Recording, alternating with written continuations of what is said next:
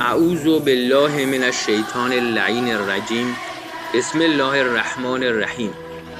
پیامبر اکرم صلی الله علیه و آله و سلم می‌فرمایند هر کس صبح کند در حالی که به امور مسلمانان اهتمام ندارد از آنان نیست و آن که صدای مردی را بشنود که صدا می‌زند ای مسلمانان و پاسخ ندهد مسلمان نیست. کتاب شریف اصول کافی، چاپ دارالکتب الاسلامیه، جلد دوم، صفحه 164، حدیث 5.